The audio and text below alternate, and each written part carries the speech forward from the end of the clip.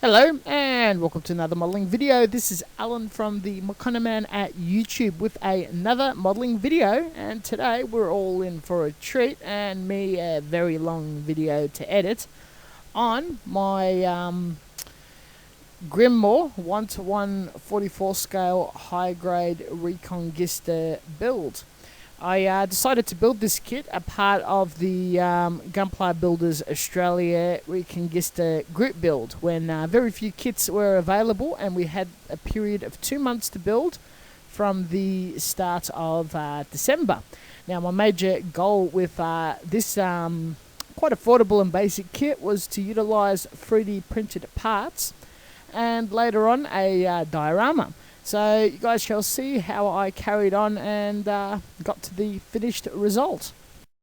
Now, first for the model itself, being a very new release high grade, which I am a fan of most modern day high grades made. The seam lines, the colour separations, the way it generally goes together, snap fits and articulate is pretty decent. The parts count is very low, and it's very easy to put together, but due to the plain and interesting chunky nature of this kit, amazing piece for modifying and scratch building parts. You can go absolutely insane, and a lot of my friends who've built it loved it. Some advising you should buy up to 3 to 4 of these bad guys. I reckon they are also extremely beginner friendly. Definitely a kit to chuck in a first timer's hands. Now, for those who haven't seen my 3D printing videos, don't worry, I'm not going to go into too many details because that's only for a smallish audience of mine that personally enjoys it. But the finished results, I assume everybody would definitely be into. And using the software AutoCAD, I quickly drafted up a gun, a fuel tank, which you can see in these pictures of the actual 3D models I hand drew, and 3D printed them into various parts, especially the backpack. Now, the backpack gave me a bit of grief because the first few times I tried to print it in one piece, it warped and went all over the place. Printed it in many different parts and assembled a lot like a resin kit, pinning it and filling it and whatnot, covering the whole surface in putty and sanding back. Came with a very nice finish. Also, with the little thrusters, I drew just very basic bits you could glue anywhere, dremeled them up and glued them into place, and then used 2-part epoxy putty to make it all uniformed and seem in place as a single unit. I will not lie, as this is the first time I've drafted and incorporated parts into a Gundam kit, the process was not easy at all. A lot of it was a learning curve. The getting the texture and smoothness right with the different type of putties and assembling these parts also did take many hours in sanding. In the end, I think it was a highly recommended process, and definitely this backpack and these parts, you'll never see it on a model again. Unless you go on my Thingiverse account, because I do plan on releasing all of my 3D printed CAD files for others to download and print. They are ready to print immediately, so up to you if you want to check it out or not. As this is also an all-out open build, I decided to do a little styrene plating. A lot of you would be more familiar with the term pla plating, and kit bashing. I'm digging through the bits box. I found some interesting parts from previous kits over the past 2 years, and chopped up 0.5mm styrene sheeting and glued it to certain components in a fashion that looked interesting in the way of detail, creating a more of a bulky and older look to the kit, sort of like a previous version before the current one we see in the anime. I also really like the concept of very large fuel tanks, so I had extra bits and pieces off the waist and the tail back, and added chains and a large pouch underneath the main backpack. The shoulder mount also had a shield scratch built, and the shield on its main arm was chopped up, and multiple shields, bits and putty were created to build something different and new.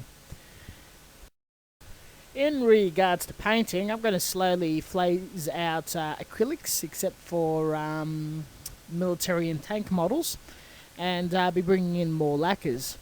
Everything was primed using Mr. Hobby Surfacer 500 to help fill in the gaps and the scratching and the sandpaper work of all the modifications and anything that may be wrong with the 3D printed parts. 3D printed parts were previously also primed and sanded back to make sure that the surfaces were consistent. Then everything was pre-shaded with Mr. Surfacer Black 1500. The process of painting was very similar to my Dry C project. Went pre-shading, undercoat, salt weathering, pre-shaded again, post-coat, tiny bit of post-shading, and lifted up the salt weathering to see the sort of effect I got.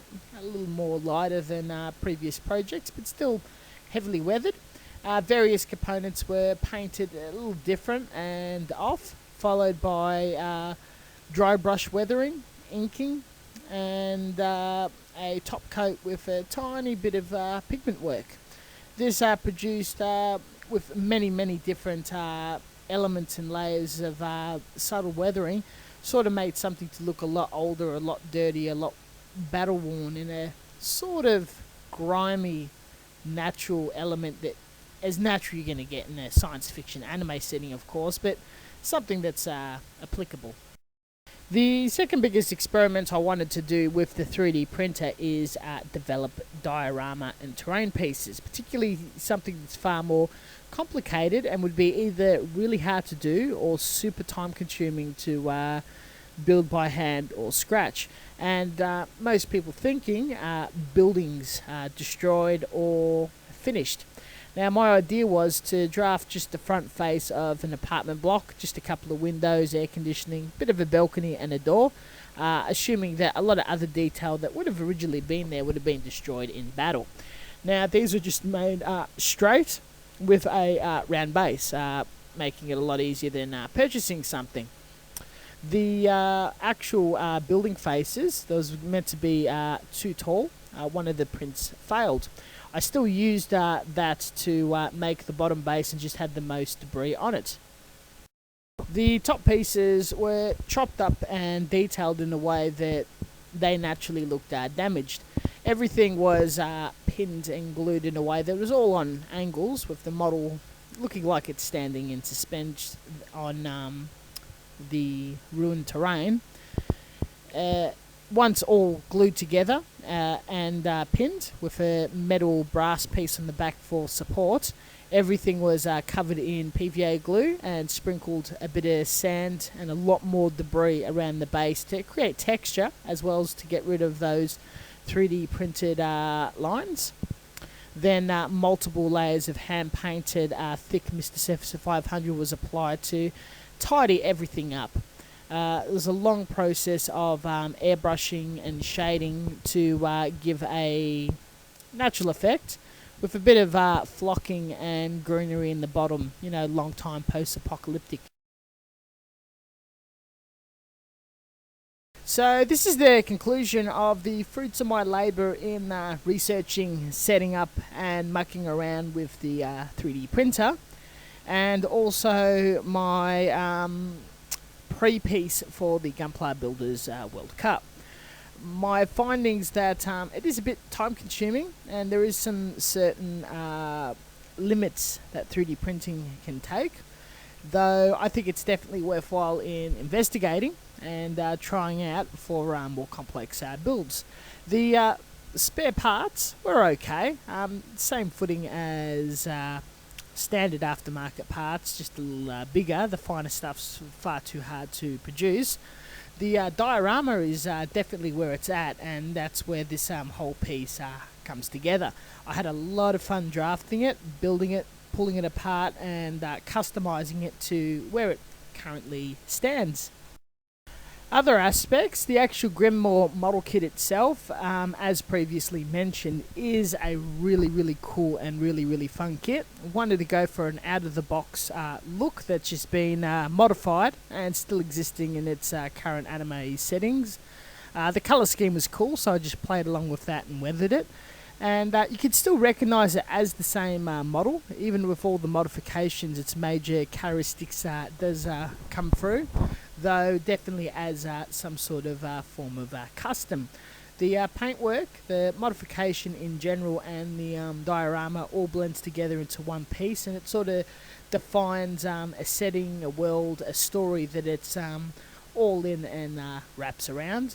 I would be very happy to display and take this to competitions or showcases, and more or less just have to express that I'm fairly happy with the results.